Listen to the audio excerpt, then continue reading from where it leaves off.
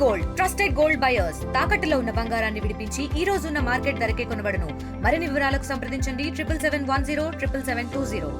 IPL season 18 RCB గెలవడంతో భారతదేశం అంతా కూడా హోరాహోరీగా పండగలు చేసుకున్నారు, పటాకీలు కాల్చారు. అదే కాకుండా మొత్తం మీద కూడా సోషల్ మీడియా అంతా కూడా మారు మోగిపోయింది.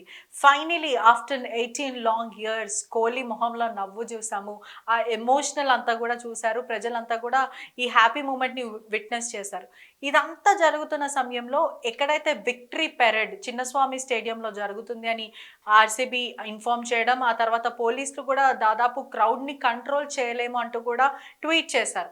ఇవంతా ఒక సైడ్ ఉంటే 5 గంటలకు మాత్రం పెరేడ్ జరగబోతుంది. మొదట ఫెలిసిటేషన్ చేస్తాము సెలబ్రిటీస్ క్రికెటర్స్ అందరికీ కూడా, ఆ తర్వాత పెరేడ్ ఉంటుందని చెప్పారు.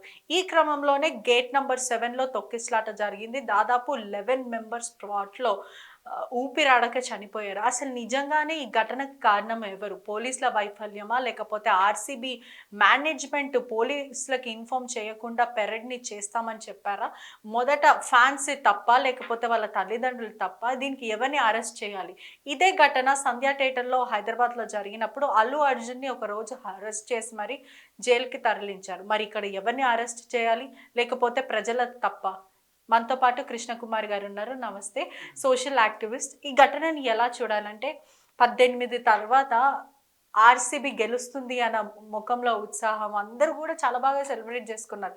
అంతా హ్యాపీగా ఉంది, అదేదో ఇండియా గెలిచినట్టు ఫీల్ అయిపోయారు.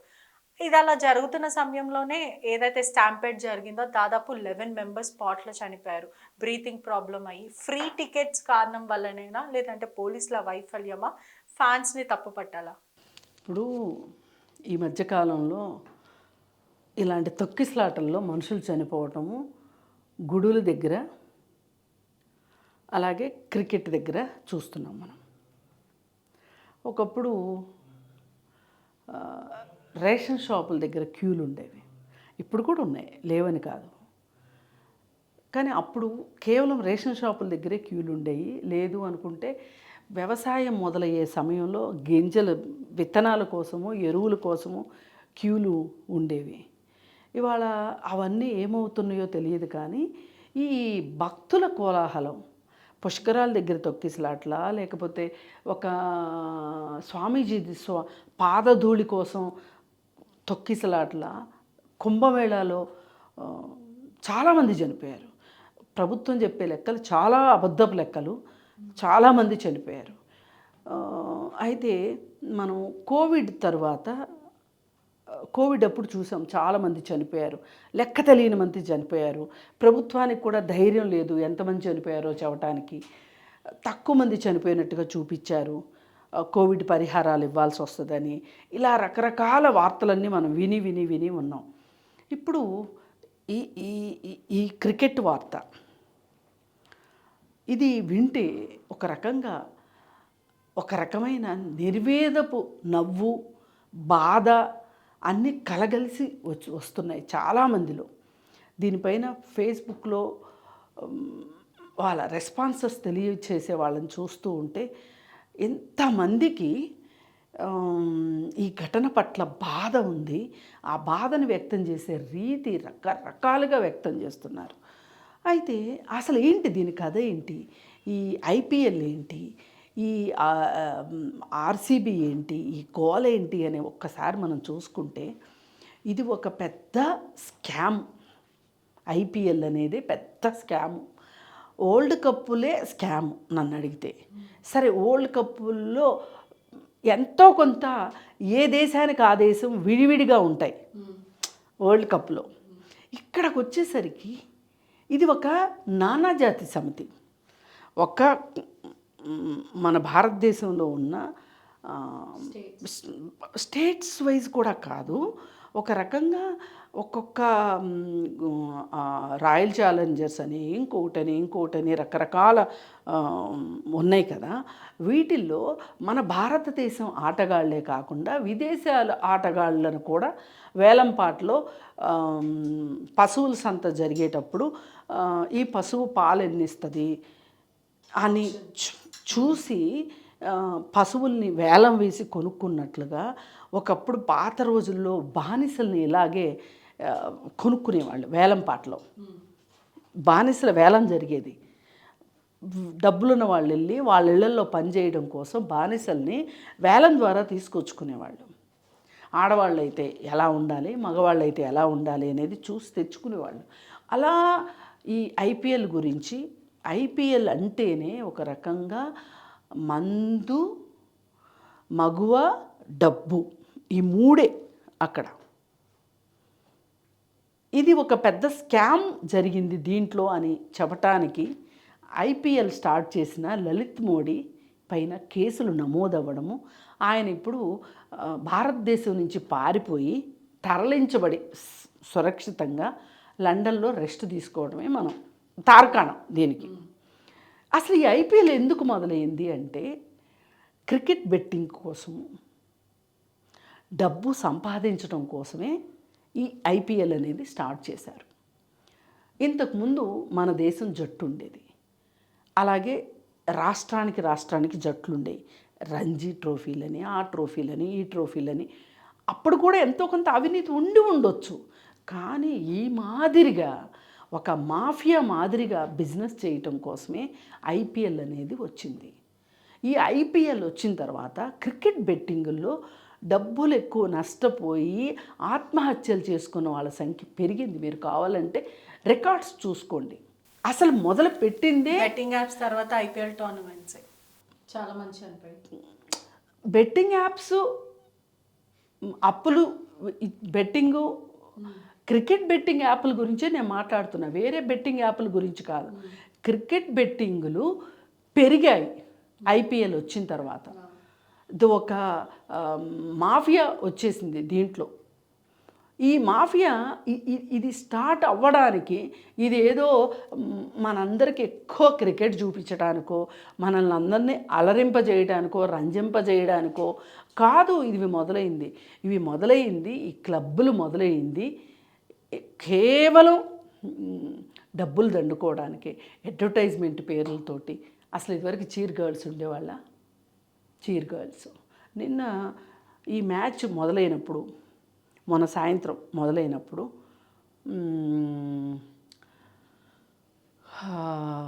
కాయిన్ ఎగరేసే ఆయన ఉంటారు, టాస్ వేసే ఆయన, వాళ్ళు అక్కడ ఒక లేడీ ఉన్నారు. ఆవిడ మైక్ పట్టుకొని మాట్లాడుతూ ఉంది. ఆవిడ ఎంత వీలైనంత పొట్టి బట్టలు వేసుకుంది ఆవిడ. వీళ్ళేమో చక్క ఫుల్ డ్రెస్సులు వేసుకున్నారు. ఎందుకండి మహిళలు మీరు అట్లా చూపించాల్సిన అవసరం ఏంటి? అసలు ఆడవాళ్లే చీర్ గర్ల్స్గా ఉండాల్సిన అవసరం ఏంటి? ఎందుకు మీరు అక్కడ స్త్రీలను వాడుతున్నారు? అంటే ఇది ఒక ఎక్స్ట్రా అట్రాక్షన్ కాదా? ఎందుకు చేస్తున్నారు మీరు? ఇది అవసరమైన విషయమా? అందుకని నేను ఈ బిజినెస్ మూలాల్లోకి వెళ్తున్నా. అందుకే వెర్రి వాళ్ళని చేసి, వెర్రి వాళ్ళని చేసేసి టిక్కెట్లు కొనిపించి, ఇంతకుముందు ఇన్ని ఏమంటారు క్రికెట్ ఇవి లేవు, ఇన్ని టోర్నమెంట్స్ జరగలేదు. ఇన్ని జరుగుతూ ఉంటే జరిగిన ఒక్కొక్క ఊర్లో ఎదురు చూసేవాళ్ళు. మన రాష్ట్రంలో క్యాపిటల్ సిటీలో ఉన్న స్టేడియంలో ఎప్పుడు క్రికెట్ వస్తుంది చూద్దాము, అది ఒక చిరకాల వాంఛలాగా ఉండేది. ఇప్పుడు ఐపీఎల్ వచ్చాక పద్దాకా జరుగుతున్నాయి. ఇప్పుడు ఉప్పల్ స్టేడియంలో ఎన్నిసార్లు జరుగుతున్నాయి చెప్పండి? ఈ జరుగుతున్న ప్రతిసారి జనాలు జేబులు గుల్లలే కదా.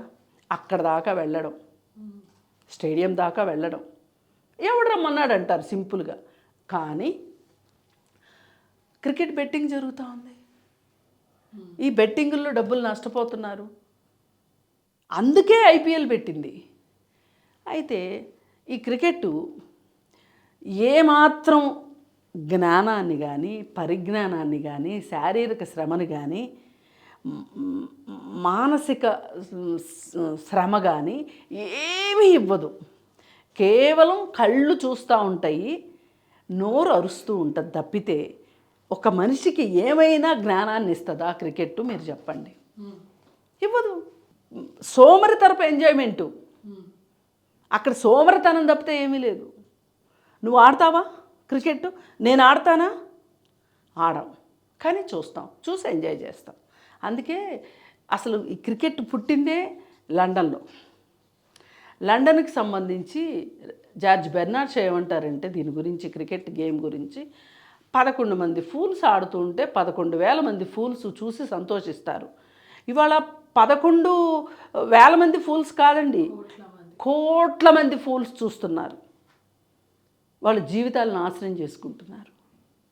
గంటలు గంటలు టీవీల ముందు కూర్చొని మ్యాచ్లు చూసుకుంటా టిక్కెట్లు కొనుక్కొని స్టేడియాలకు వెళ్ళి, ఈ స్టేడియంకి వెళ్ళి టికెట్ కొనుక్కునే ప్రతి వాడికి అన్ని డబ్బులు ఉన్నాయా? లేవు. ఇవాళ మల్టీప్లెక్స్లో సినిమా చూడడం ఒక స్టేటస్ సింబలు, అలాగే క్రికెట్ స్టేడియంకి టికెట్ కొనుక్కొని వెళ్ళి చూడటం ఒక స్టేటస్ సింబలు. అది ఇది కాదు అనుకుంటే చాలా ప్రైవేట్ క్లబ్స్ వచ్చేసేసినాయి, స్పోర్ట్స్ బార్స్. అక్కడికి వెళ్ళి కూర్చొని అక్కడ మందు తాగుతూ క్రికెట్ చూడడం, అక్కడ తినుబండారాలు కొనుక్కొని తినడం. వీటన్నిటికీ డబ్బులు ఎక్కడి నుంచి వస్తున్నాయి అంటే మళ్ళీ అగైన్ సాఫ్ట్వేర్ పీపులే. వాళ్ళు కష్టపడతారు, సంపాదిస్తారు, తగలబెడతారు, ఖర్చు పెట్టేస్తారు. వీళ్ళ జీవితాల్లో రేపు పొద్దున ఒక గవర్నమెంట్ ఎంప్లాయీకి పాత రోజుల్లో పెన్షన్ అన్నా వచ్చేది, వీళ్ళకి అది కూడా లేదు. ఇవాళ పల్లెటూర్లలో వాళ్ళు కూడా క్రికెట్ బెట్టింగు అంటే వాళ్ళ ఆదాయాలు ఎంత ఉంటాయి? దానికోసం అప్పిస్తామని పక్కన ఒకడు ఇమ్మీడియట్గా వచ్చేస్తుంటాడు. అందుకని అధికంగా వడ్డీలు తీసుకుంటారు, ఆస్తులమ్మి క్రికెట్ బెట్టింగుల్లో ఖర్చు పెడుతున్నారు. ఇది ఒక జోదంలాగా తయారు చేశారు. ఇది జోదం, రెండో మాటే లేదు. క్రికెట్ ఒక క్రీడ కాదు, దాన్ని జోదం స్థాయికి దిగజార్చారు వ్యాపారస్తులు. ఇది వ్యాపారస్తుల చేతుల్లో బందీ అయిపోయింది తప్పితే వేరే ఏమీ కాదు. ఇప్పుడు వీళ్ళు చనిపోయారు. ఈ చనిపోయిన వాళ్ళ కుటుంబాల పరిస్థితి ఏంటి? కర్ణాటక ప్రభుత్వం ఇమ్మీడియట్గా స్పందించేసేసి ఒక్కొక్కరికి 10 లక్షలు ఇస్తాను అంది. నేనంటాను, ఇది జనాల ట్యాక్సులతో వచ్చిన డబ్బులు, ప్రభుత్వానికి వచ్చే ఆదాయం. మీరు ఎందుకు ఇవ్వాలి అసలు? వాళ్ళు వచ్చింది క్రికెట్ కోసం. ఐపీఎల్ టీంలు, ఐపీఎల్ వాళ్ళు పెట్టుకోవాలి. బాగా డబ్బులున్న వ్యాపారవేత్తలే కదా ఈ టీమ్స్ అన్నీ కూడా, వాళ్ళు కదా వేలం వేసి కొనుక్కుంది. అలాగే ఈ క్రికెటర్స్కి రెమ్యునరేషన్స్ ఇస్తారు కదా, వీళ్ళు ఇన్ని కోట్లు పెట్టి కొనుక్కున్నారు కదా ఒక్కొక్కళ్ళని, జంతువుల్ని కొనుక్కున్నట్లు. కానీ ఆర్సీబీ టీం దీని మీద అసలు స్పందన కూడా లేదు. ఎందుకుంటుంది? ఉండదు. వాళ్ళకేం పోయింది? వాళ్ళ ఇంట్లో అబ్బాయి కాదుగా చనిపోయింది. విరాట్ కోహ్లీ అంటారు, విరాట్ కోహ్లీ కూడా స్పందించలేదు. అంటే ప్రాణం కాదా 11 మెంబర్స్ది? ఆయన ఓడిపోయినప్పుడు, గెలిచినప్పుడు ఏడ్చాడు భావోద్వేగంతో. 11 మంది చనిపోతే ఇంతవరకు స్టేట్మెంట్ లేదు. ఇంత బాధ్యతారాహిత్యం, ఇంత సమాజం పట్ల ఇంత బాధ్యత లేని వ్యక్తుల గురించి, సంసారాల బాధ్యతలు, కుటుంబ బాధ్యతలు ఉన్నవాళ్ళు వాళ్ళు బాధ్యతారహితంగా వ్యవహరించి కుటుంబాలను రోడ్డు పాలు చేస్తున్నారు. అందుకని ఏది ఏమైనా ఫ్యాన్స్ అర్థం చేసుకోవాలి. ఏ హీరో కానీ ఏ క్రికెటర్ కానీ వచ్చి మన కడుపు నింపరు, ఏదో చూసి వదిలేయాలి. కానీ అతి ఉత్సాహంతో ఇలా గేట్లు బద్దలు కొట్టి దూకడాలు, ఆ తర్వాత ఎక్కువ రెస్ట్ ఉన్న దగ్గర ఫ్రీ టికెట్స్ అనగానే పరిగెత్తడాలు, వీళ్ళు చూసుకోవట్లేదు. వెనకాల ముందు మన తల్లిదండ్రులు ఉన్నారు, పిల్లలు ఉన్నారు, ఇట్లాంటి ఏది లేదు. సంధ్యా థియేటర్లో కూడా అదే జరిగింది. ఇప్పుడు తిరుపతిలో మొన్న మధ్య బ్రహ్మోత్సవాలు ఏవో జరుగుతున్న టైంలో గేట్లు బద్దలు కొట్టుకుని మరీ వెళ్ళారు. ఊపిరాడక కొంతమంది చనిపోయారు. ఒక్కొక్క కుటుంబంలో ఒకళ్ళు చనిపోయారు అంటే, ఒక యంగ్ ఏజ్లో ఉన్న వాళ్ళు చనిపోతే కనుక ఆ కుటుంబం కోలుకోవడానికి ఒక జీవితకాలం పడుతుంది. ఒక రోడ్డు యాక్సిడెంట్ ద్వారా చనిపోయారా, ఒక క్యాన్సర్ వచ్చి చనిపోయారా అంటే, పెద్ద పెద్ద జబ్బులు వచ్చి చనిపోయారా అంటే అది వేరే విషయం. ఇలాంటి వాటి కోసం చనిపోవటం ఎంత బాధాకరం. అసలు ఈ క్రికెట్ ఒక బాధ్యత లేని ఆట ఇది. ఈ క్రికెట్ పేరుతోటి చాలామంది జీవితాలు నాశనం అవుతున్నాయి, కానీ వ్యాపారస్తులు జేబులు మట్టుకు నిండుతున్నాయి. అందుకని నా ఉద్దేశం ప్రకారం అసలు ఈ క్రికెట్ చూసేవాళ్ళు కానీ, లేకపోతే స్టేడియాలకు పరిగెట్టుకుంటా వెళ్ళి చూసేవాళ్ళు కానీ ఆలోచించాల్సిన అవసరం ఉంది.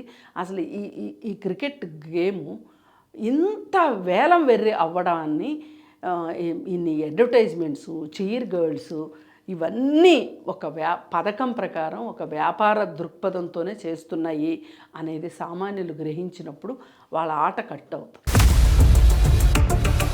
ఇండియా పాకిస్తాన్ తాజా అప్డేట్స్ కోసం డౌన్లోడ్ చేసుకోండి RTV లైవ్ యాప్.